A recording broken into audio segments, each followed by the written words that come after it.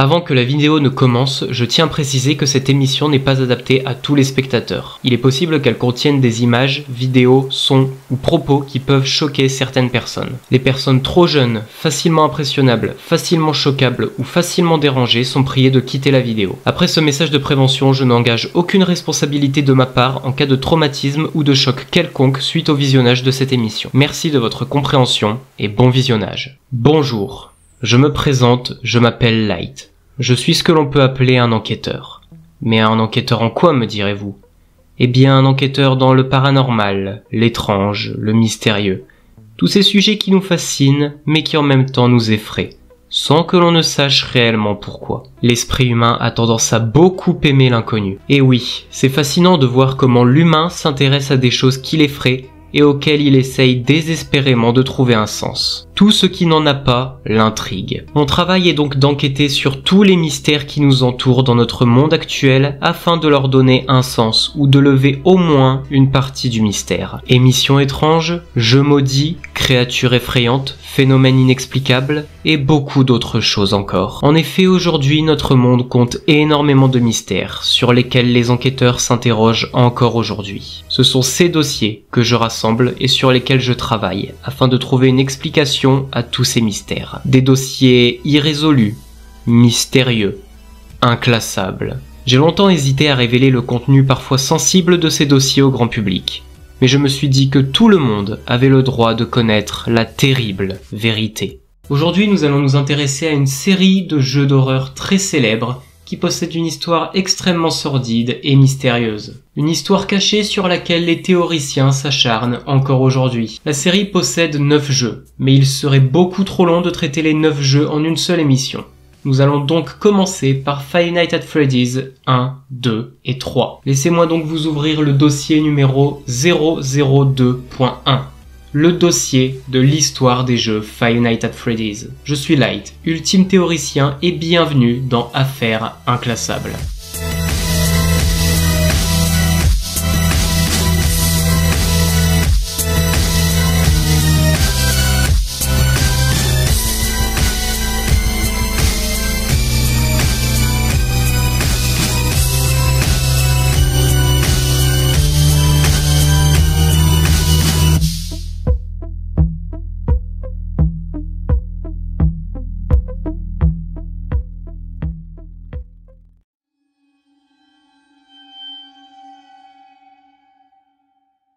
Bien, avant toute chose, qu'est-ce que Five Nights at Freddy's? Five Nights at Freddy's est une série de jeux d'horreur de type Survival Horror développée par Scott Cawthon et qui compte aujourd'hui de nombreux opus. Les jeux ont connu un très grand succès dès leur sortie en 2014, mais ce que les gens ne savent pas, c'est que les jeux possèdent une histoire très mystérieuse. Je vais donc vous raconter en détail les terribles secrets que cachent ces jeux, parfois très bien cachés. Nous nous intéresserons donc aux jeux suivants. Five Nights at Freddy's, Five Nights at Freddy's 2, Five Nights at Freddy's 3, Five Nights at Freddy's 4, Five Nights at Freddy's 5, Sister Location, Five Nights at Freddy's 6, Pizzeria Simulator, Five Nights at Freddy's 7, Ultimate Custom Night, Five Nights at Freddy's 8, Hellpointed plus son DLC, Curse of Dreadbear, Five Nights at Freddy's 9, Security Breach et son DLC, Ruin. Sur ce, sans plus attendre, commençons à nous intéresser à mon enquête. Attention, une chose à savoir, la série des jeux Five Nights at Freddy's a une histoire extrêmement complexe et qui s'est étoffée à chaque sortie d'un nouveau jeu de la série principale. Pour faciliter l'enquête et l'explication de l'histoire, surtout pour ceux qui ne la connaissent pas, nous allons donc analyser les jeux dans l'ordre de leur sortie et non pas dans l'ordre officiel de la timeline. Puis nous établirons par la suite une timeline finale avec la vraie chronologie des jeux cette fois-ci. Il est donc possible que certains éléments de cette vidéo soient contredits par la suite lors de la formation de la timeline finale. Mais pas d'inquiétude, ce ne sont que de petits détails mineurs. Tout a été fait pour que vous compreniez parfaitement sans aucune difficulté l'histoire. Ne vous inquiétez pas. Tout sera parfaitement clair. Et étant donné la longueur et la complexité de cette enquête, celle-ci sera divisée en plusieurs épisodes. Dans cette première émission, nous allons nous intéresser aux 3 premiers jeux de la série, FNAF 1, FNAF 2 et FNAF 3. Five Nights at Freddy's 1. Dans ce jeu, nous incarnons un gardien de nuit du nom de Mike Schmidt dans la pizzeria Freddy Fazbear Pizza. Nous ferons la connaissance du Phone Guy qui nous guidera dans le jeu grâce à ses appels téléphoniques. Puis, les animatronics. Nous ferons donc la connaissance de Freddy, Bonnie, Chica et Foxy. Ainsi qu'un animatronics beaucoup plus étrange que les autres, Golden Freddy. Vous devrez donc surveiller la pizzeria durant 5 nuits. Même si en réalité, je devrais plutôt dire survivre durant 5 nuits. Car en effet, les animatronics du restaurant se mettront à agir de manière très étrange durant la nuit, se déplaçant dans le restaurant afin d'atteindre votre bureau et de tout simplement vous tuer. Comportement que le Phone Guy tentera de rationaliser, en affirmant que les animatronics ne vous perçoivent pas comme un humain, mais comme un endosquelette, qui est la structure d'un animatronique sans son costume, et tenteront donc de vous mettre dans un costume. Le Phone Guy nous informera également qu'il a travaillé ici avant nous, et qu'il y a eu un incident en 1987, dont je ne vais pas parler tout de suite, mais gardez-le dans un coin de votre tête. Cet homme nous appellera donc durant 4 nuits. Pourquoi simplement 4 nuits? Eh bien tout simplement car au début de son appel lors de la 4e nuit, vous pourrez l'entendre se faire tuer.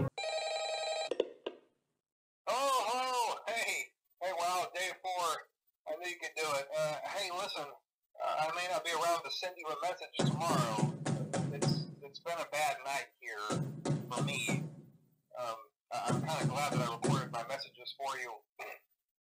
When I did, hey, do me a favor. Maybe sometime you could check inside those suits in the back room. I'm gonna try to hold out until someone checks. Maybe it won't be so bad. I always wondered what was in all those empty heads back there. You know.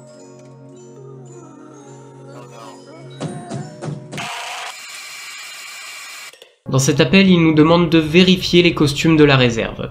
Il savait probablement que sa mort était proche et qu'il allait bientôt se retrouver dans l'un de ses costumes. Mais qu'en est-il du comportement très étrange et agressif des animatronics? Eh bien, des articles de journaux apparaissant à la caméra 4B nous aident à y voir plus clair. Premier article. 2 enfants disparus à la pizzeria locale. Aucun corps retrouvé. On a rapporté que 2 enfants de la région ont été attirés dans les coulisses durant les heures de travail de nuit à Freddy Fazbear Pizza dans la nuit du 26 juin. Pendant qu'une caméra de surveillance a permis d'identifier l'homme responsable et mené à sa capture le matin suivant, les enfants n'ont pas pu être retrouvés et sont présumés morts. La police pense que le suspect s'est habillé en mascotte pour gagner la confiance des enfants. Deuxième article. 5 enfants maintenant portés disparus. Le suspect a été condamné. 5 enfants sont maintenant liés à l'incident qui a eu lieu à Freddy Fazbear Pizza, où un homme déguisé en mascotte cartoonesque les a attirés dans les coulisses. Alors que le suspect a été jugé, les corps, eux, n'ont jamais été retrouvés. Freddy Fazbear Pizza mène une lutte sans fin depuis pour convaincre les gens de revenir à la pizzeria. C'est une tragédie. Troisième article. Une pizzeria locale menacée de fermeture pour des règles sanitaires. La pizzeria locale Freddy Fazbear Pizza a été de nouveau menacée de fermeture par le département de la santé à cause de plaintes à propos d'odeurs horribles venant de nos mascottes d'animaux préférés. La police a été contactée par des parents qui auraient rapporté avoir vu ce qui semblait être du sang et du mucus autour des yeux et des bouches des mascottes. Un parent les a même comparés à des carcasses réanimées. Quatrième article. Une pizzeria locale prévoit de fermer d'ici la fin de l'année. Après une longue bataille pour rester dans le business depuis la tragédie qui les a frappés il y a quelques années, Freddy Fazbear Pizza a annoncé sa fermeture vers la fin de l'année. En dépit d'une année de recherche pour un nouvel acheteur, les compagnies semblent ne pas vouloir s'associer à la pizzeria. Ces personnages continueront à vivre. Dans le cœur des enfants, ces personnages vivront. Le PDG. Nous avons donc maintenant pas mal d'informations très importantes. Nous avons 5 enfants morts, même si les corps n'ont jamais été retrouvés pour confirmer cela. Et nous savons également que ces meurtres ont eu lieu dans une autre pizzeria qui existait avant celle dans laquelle nous nous trouvons actuellement, et qui a dû fermer pour des problèmes d'hygiène. Nous pouvons donc supposer que les âmes de ces 5 enfants hantent désormais les animatronics, ce qui expliquerait leur comportement très étrange pour de simples robots. Plusieurs éléments confirment cette théorie. Écoutons par exemple les cris des animatronics. Par exemple, ces sons produits par Chica et Bonnie.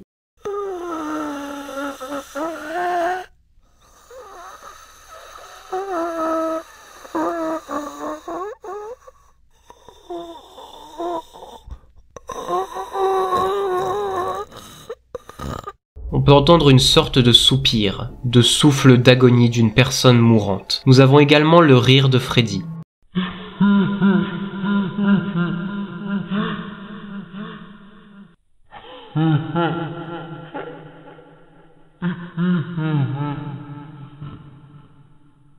Lorsque le rire de Freddy est remis à sa fréquence normale, voilà ce que l'on peut entendre.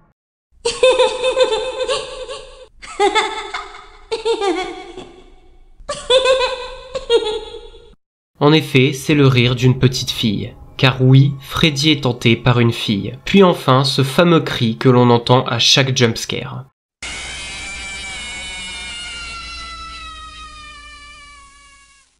Si l'on écoute bien l'entièreté de ce cri, on peut remarquer qu'il se termine par une sorte de cri d'enfant. Probablement celui de leurs derniers instants avant leur mort. Celui de Golden Freddy est le même, mais au ralenti.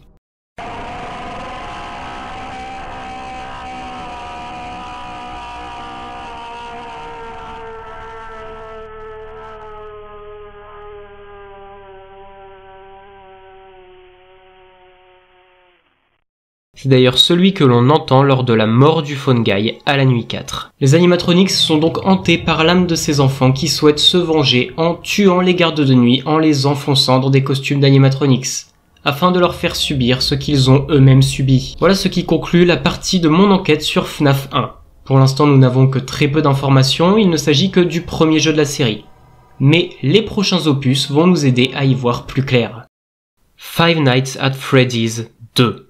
Dans ce jeu, nous incarnons un gardien de nuit différent, Jeremy Fitzgerald, également dans une pizzeria différente, mais toujours sous la franchise Fazbear Entertainment. Et qui dit nouvelle pizzeria, dit aussi nouveaux animatronics. Bien évidemment, les anciens animatronics sont toujours présents, mais ils sont dans un sale état, complètement détruits, démembrés, mais toujours présents et toujours actifs. Nous avons donc Wizard Freddy, Wizard Bonnie, Wizard Chica, Wizard Foxy et Wizard Golden Freddy. Mais de nouveaux animatronics font également leur apparition, à savoir les versions Toy. Toy Freddy, Toy Bonnie et Toy Chica, qui sont des versions jouées moins effrayantes pour les enfants comparées à ceux rencontrés dans le premier opus. Et Mangle, censé être la version Toy de Foxy, mais en bien moins bon état que ses trois collègues. Nous avons également la présence de Balloon Boy, un animatronics censé distribuer des ballons. Gigi, une version plus féminine de Balloon Boy, Endo 02, un endosquelette d'animatronics sans costume, et pour finir, l'un des animatronics les plus mystérieux,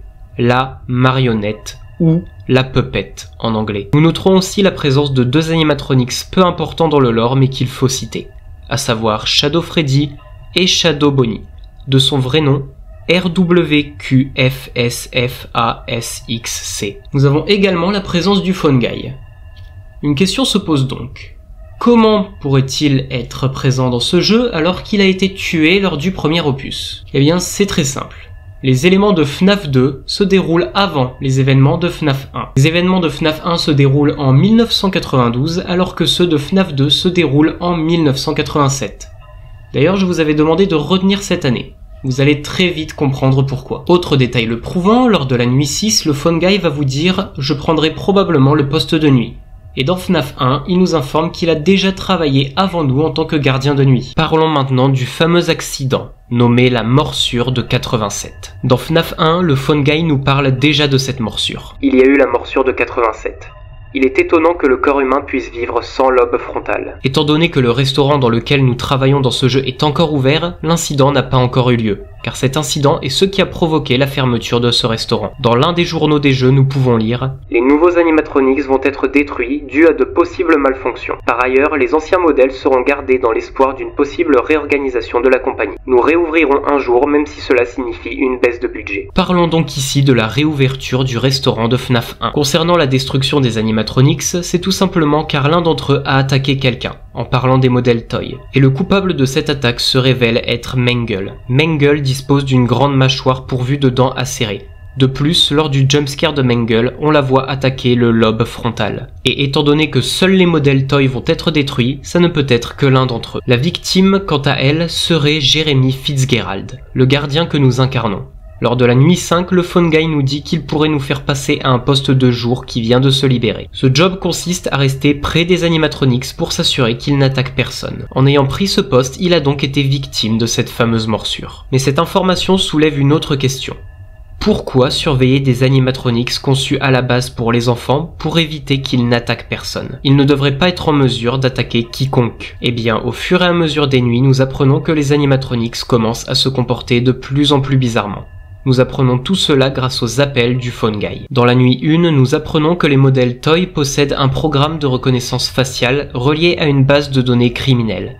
De plus, le son de Mangle ressemble beaucoup à une sorte de signal radio utilisé par les autorités. Lors de ces sons, nous pouvons entendre certains mots, même s'ils sont difficilement audibles.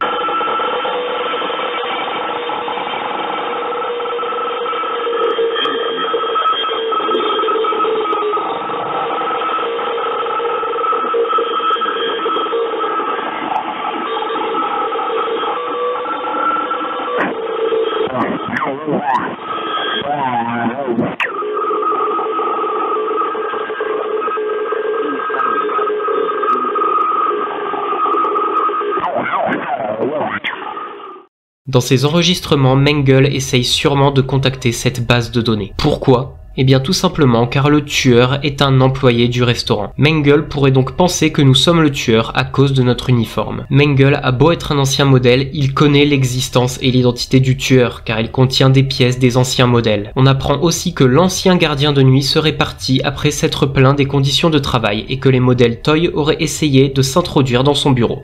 Mais le Phone Guy nous explique que d'après ce qu'il en sait, c'est impossible. Il vous informera que vous pourrez également mettre un masque de Freddy pour que les animatronics vous voient comme l'un d'entre eux afin qu'ils n'essayent pas de vous mettre dans un costume. Lors de la nuit 2, nous apprenons que les modèles Toy possèdent des pièces des anciens modèles qui sont issus du précédent restaurant, mais qui furent remplacés car leur design était trop effrayant pour les enfants. On apprend également que l'astuce du masque ne fonctionnera pas sur Foxy. Il faudra faire clignoter la lumière pour le désorienter. Nous apprendrons également un détail crucial.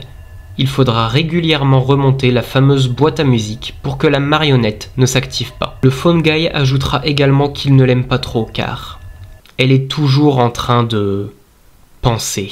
Lors de la nuit 3, nous apprenons que Mangle avait pour but de s'occuper des plus jeunes. Mais finissant toujours détruite à la fin de la journée, ils ont décidé de la laisser comme une attraction de reconstruction.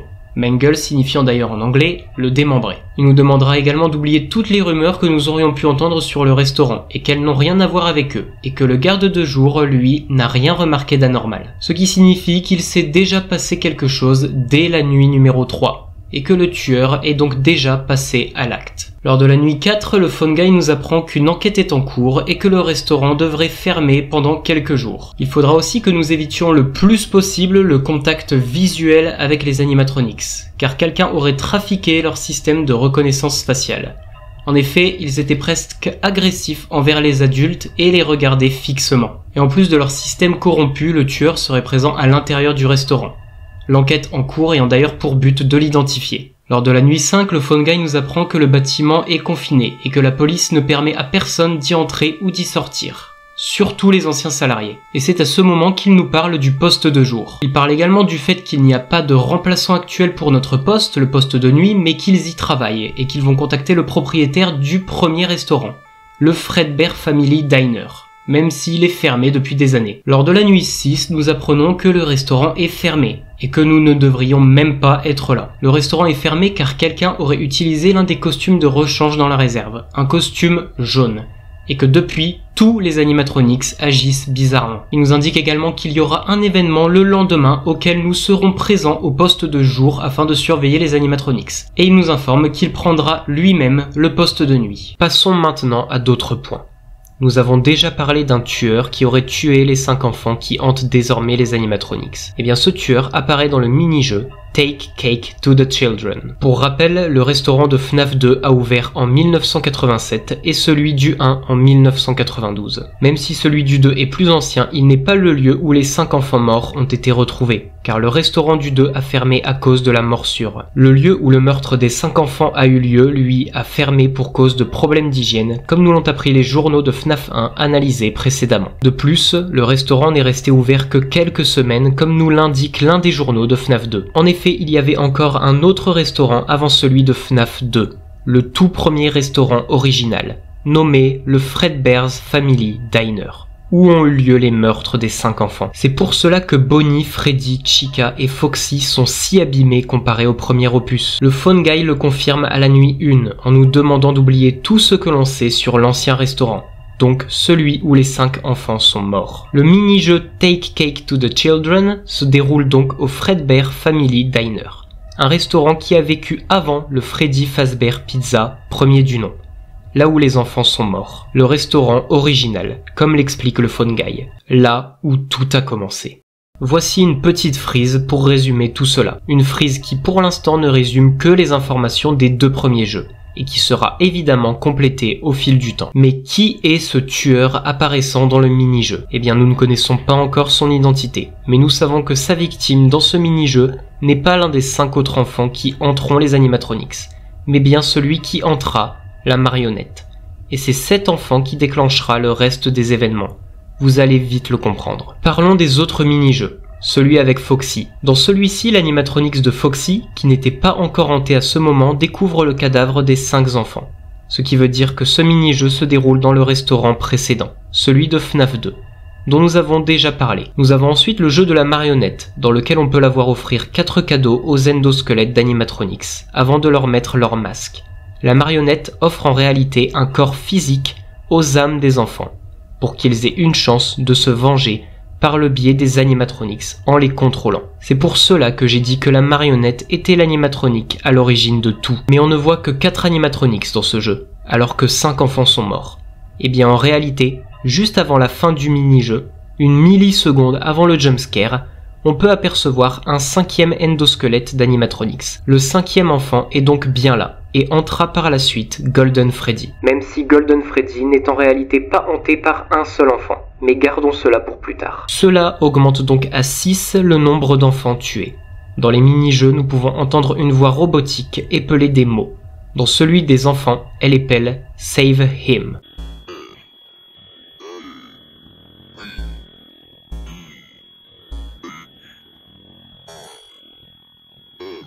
Dans celui de la marionnette, elle épelle « Help them ».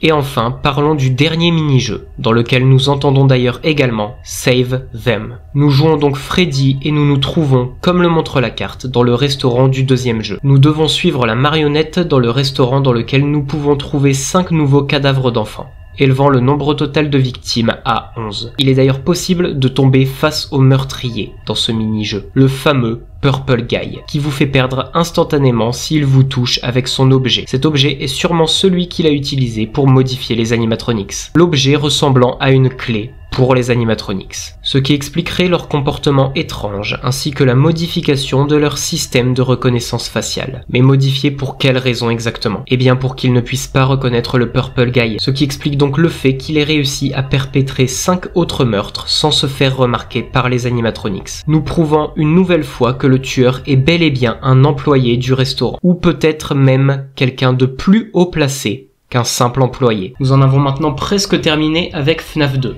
En effet, presque, car il reste un élément à couvrir. En effet, la plupart des personnes oublient ce détail.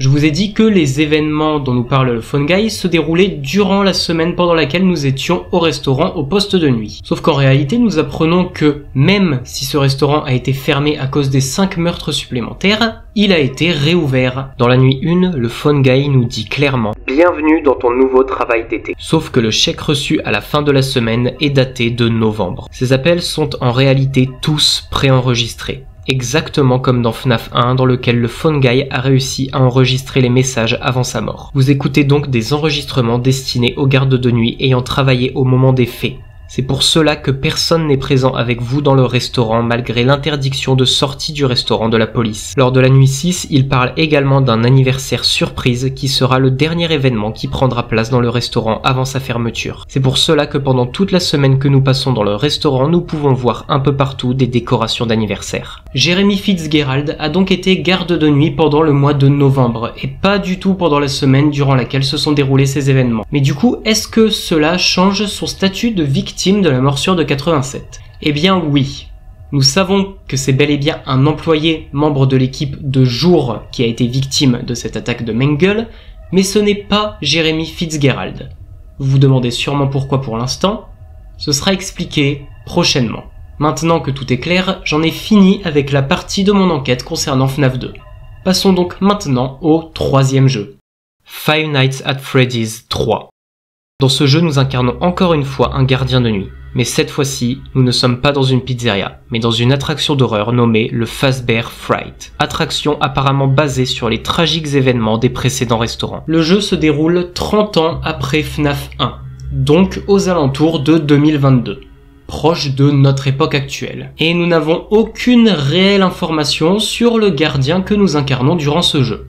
Du moins, pour l'instant. Dans ce jeu, nous ferons la connaissance du Phone Dude, qui nous appellera durant les 2 premières nuits, et qui est la personne qui gère et qui s'occupe de cette attraction. Rien à voir, attention, avec le Phone Guy dont nous avons déjà parlé. Lors de la première nuit, il nous informe que l'attraction n'ouvrira que dans 1 semaine, le temps de s'assurer que tout fonctionne bien et que rien ne prenne feu. Nous apprenons également que nous ferons partie intégrante de l'attraction en tant que garde de sécurité. Ce qui permet également de surveiller les visiteurs directement pendant leur visite de l'attraction. Il nous informe également qu'il a retrouvé l'un des architectes ayant travaillé sur le bâtiment, et qu'il existerait apparemment d'anciennes pièces aujourd'hui condamnées et emmurées. Il nous expliquera enfin qu'ils ont voulu reproduire l'ambiance des anciens restaurants, et que le matériel qu'ils ont utilisé fonctionne donc très mal et qu'il y a des risques d'incendie, et que, si la ventilation se déconnecte, nous risquerions d'avoir d'étranges hallucinations. Lors de la nuit 2, nous apprenons qu'ils ont retrouvé de vieilles cassettes de formation de l'époque, et également qu'ils auraient retrouvé un animatronics caché dans l'attraction. C'est à ce moment que les appels du Phone Dude seront remplacés par ces fameuses cassettes. Dans ces cassettes, nous entendrons le Phone Guy, qui était à l'époque formateur chez Freddy Fazbear Pizza. Ces cassettes apprennent aux employés comment se servir des costumes spéciaux, qui peuvent servir à la fois d'animatronics et de costumes. Les fameux costumes à Springlock, afin d'éviter tout risque de blessure ou de mort. Il nous explique comment enfiler les animatronics sous forme de costumes, ceci fonctionnant avec un système de pompe à ressort ou Springlock, afin de compresser les parties mécaniques pour pouvoir rentrer à l'intérieur. Il faut faire attention à ce que tout soit parfaitement compressé et ne pas appuyer ou pousser sur les serrures qui retiennent les parties mécaniques. Il faut également éviter de respirer dessus afin d'éviter que l'humidité ne fasse en sorte qu'elle se desserre. La phrase suivante est quant à elle beaucoup plus étrange. En effet, dans le cas où les serrures lâcheraient, l'employé serait prié d'aller mourir ailleurs afin de ne pas gâcher le plaisir des clients avec son sang. En cas de problème, l'employé peut se rendre dans des salles sécurisées qui n'apparaissent ni sur le système de caméra de surveillance, ni sur le système des animatronics. Il s'agirait donc des fameuses pièces aujourd'hui condamnées. Dans la nuit 4, il nous apprend que la politique du restaurant a changé. Il y aurait eu un accident dans un endroit du même genre où les serrures auraient cédé sans raison, et qu'il est donc conseillé de ne plus utiliser les costumes à ressort. Les animatronics seront rangés dans une pièce, probablement celle de sûreté, afin d'être examinés par un technicien. Lors de la nuit 5, nous apprenons que le costume de Spring Bonnie aurait été déplacé, et dans la nuit Nightmare, que certaines pièces de sûreté ont été scellées, et que tout objet s'y trouvant sera donc abandonné. Parlons maintenant de l'animatronique retrouvé dans cette attraction. Il s'agit de Springtrap. C'est l'un des anciens costumes à ressort et également l'ancienne version de Bonnie, nommée Spring Bonnie. Et surtout, il s'agit du costume qui a été utilisé par le Purple Guy pour attirer les enfants et les tuer. On sait que les costumes ayant des défauts, entre autres les fameux costumes à ressort dont Spring Bonnie fait partie, ont été déplacés dans les pièces de sûreté. Ce qui expliquerait pourquoi ce costume se trouve dans une pièce de sûreté. Nous savons également grâce à FNAF 2 que le Purple Guy avait l'habitude d'utiliser un costume jaune. On sait que ce n'est pas celui de Golden Freddy, puisque son costume n'a pas été déplacé, contrairement à celui de Spring Bonnie, qui a par conséquent fini dans cette pièce de sûreté. On remarque qu'il est fortement endommagé, et qu'il a probablement été abandonné dans l'une des pièces de sûreté, et retrouvé 30 ans après, dans les pièces condamnées grâce à l'ancien architecte. Mais qui est réellement Springtrap? Nous l'apprenons grâce au mini-jeu entre chaque nuit. Nous contrôlons à chaque fois l'un des animatronics dans le restaurant du premier jeu. Nous devons suivre Shadow Freddy qui nous emmène à chaque fois dans la même pièce dans laquelle nous ne pouvons pas entrer car il s'agit de l'une des pièces de sûreté, n'apparaissant donc pas dans le système des animatronics. C'est alors que Purple Guy arrive et les détruit, un par un chaque nuit. Lors de la 5e nuit, nous ne contrôlons plus un animatronique, mais un fantôme d'enfant en pleurs. Lorsque nous entrons dans la pièce précédemment inaccessible, nous tombons sur le Purple Guy, bloqué par les 5 âmes des enfants. Il tentera d'abord de s'échapper, avant de se cacher dans le costume de Spring Bonnie. Nous pouvons entendre durant ce mini-jeu un bruit d'orage, ce qui signifie sûrement qu'il pleut à l'extérieur. Cela se voit notamment grâce aux gouttes d'eau tombant du plafond. Cette humidité, en plus du souffle de Purple Guy, débloquera les serrures du costume, qui tuera donc Purple Guy d'une manière extrêmement violente, en le broyant littéralement à l'intérieur du costume, sous des kilos de parties en acier d'animatronics, transperçant littéralement tout son corps.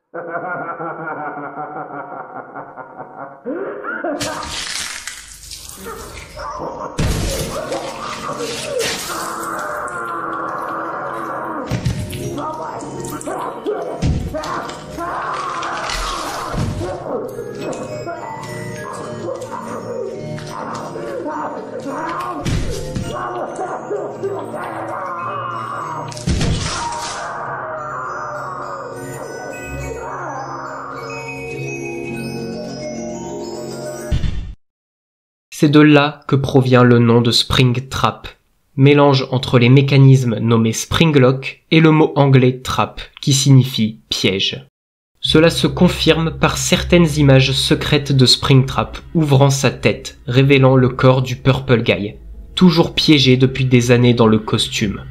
Ou du moins, ce qu'il en reste. Le Purple Guy finira finalement par connaître le même sort que ses victimes, tué, et son âme bloquée à jamais dans le costume avec lequel il avait lui-même tué les enfants. Enfants qui auront réussi à obtenir leur vengeance en tuant leur meurtrier. Du moins, tuer son corps physique, car son âme, elle, est toujours présente dans Springtrap. Il nous faut maintenant situer cet événement dans la chronologie des jeux. Cela se déroule après la fermeture du restaurant de FNAF 1.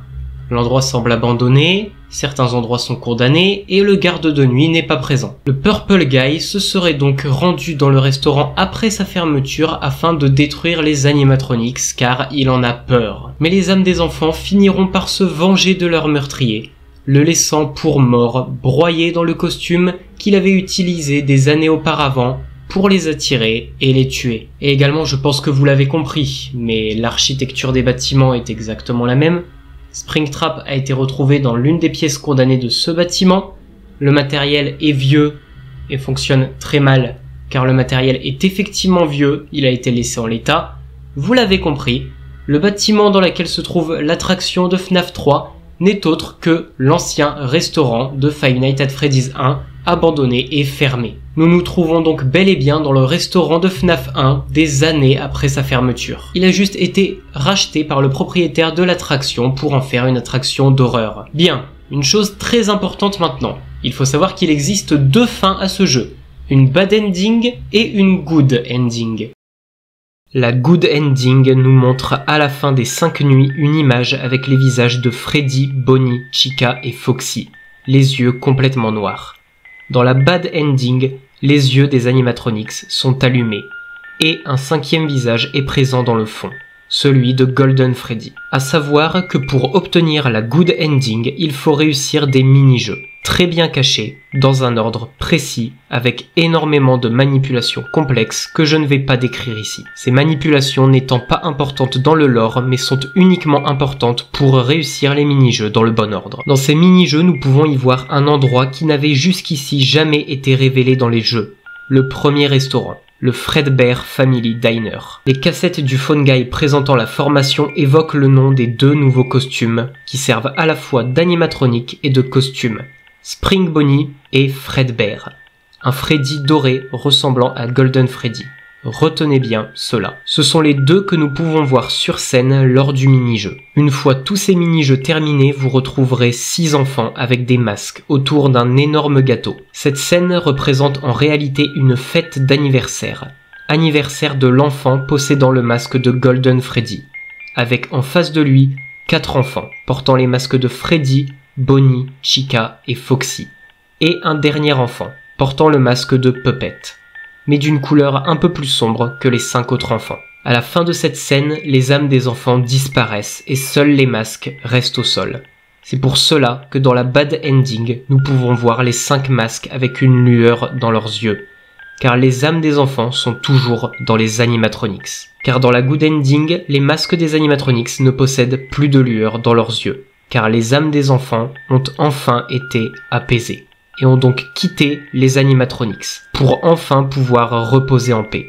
Cette good ending est d'ailleurs nommée The Happiest Day, en référence à cette fête d'anniversaire. Petite précision par rapport à cette fin.